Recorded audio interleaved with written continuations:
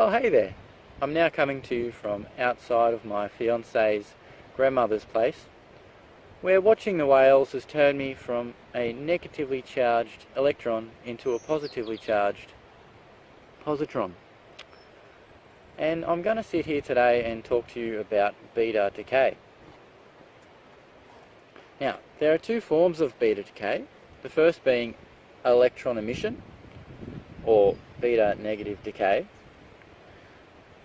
And it can be written like this. So you have the 0 in the nucleon section and the -1 in the proton section, which just represents that there's actually, because an electron has the opposite charge of a proton, it's just represented as a -1. Obviously the E is an electron.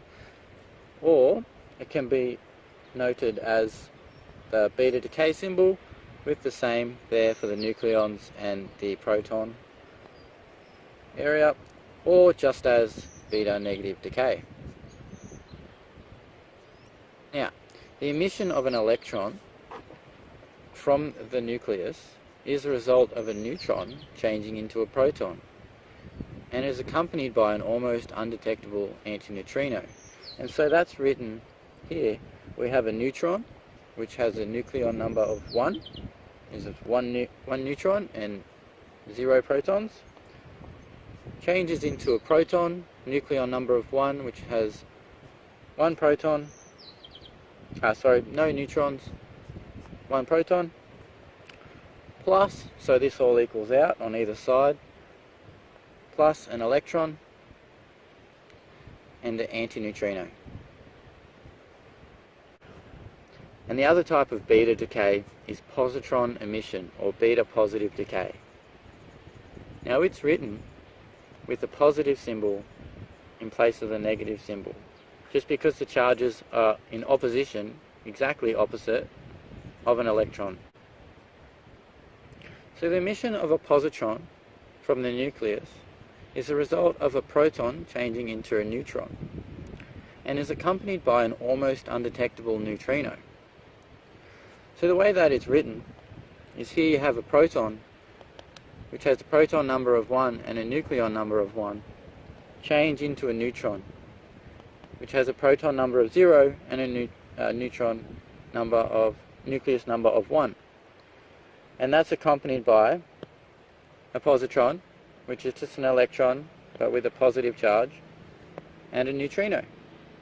Whether a nucleus undergoes beta positive or beta negative decay is dependent on whether or not the nucleus has too many protons or too many neutrons.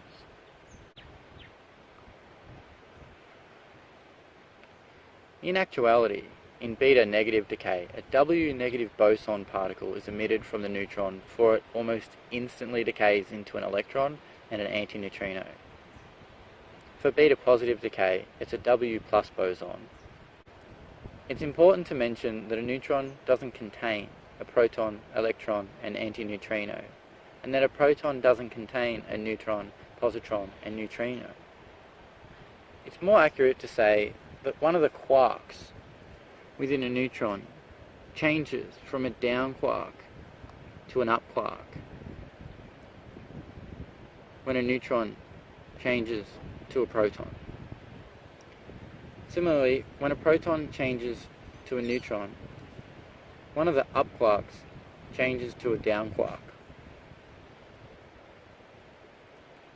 But this is all quantum mechanics, and it's not really necessary to understand beta decay enough to carry out some calculations.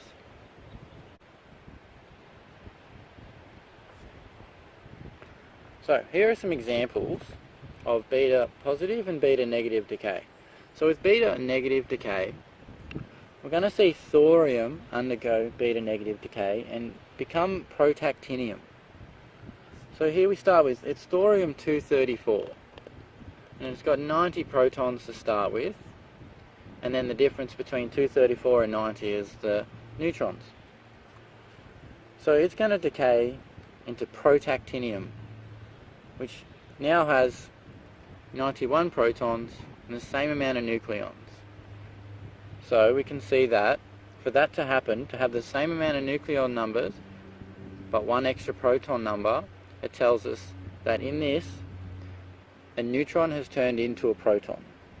And in the process, it's emitted an electron and an antineutrino.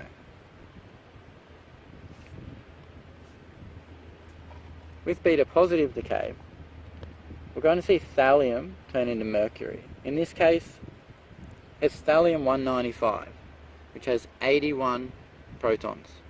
And it's going to turn into mercury 195, which has only 80 protons. And that tells us that a proton is turned into a neutron. The result of that, also, you see emissions of a positron and a neutrino.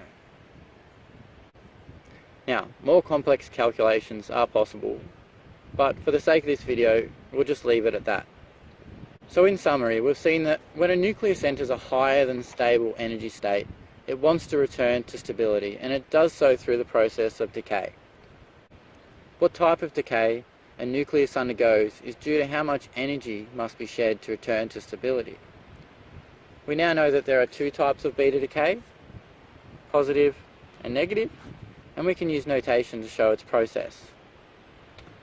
We have answered many questions tonight, but most of all, we've raised more than we've answered. Now, if you'll excuse me, I'm going to enjoy the possibilities of what happens when electrons and protons and neutrons come together to form whales. Have a good one.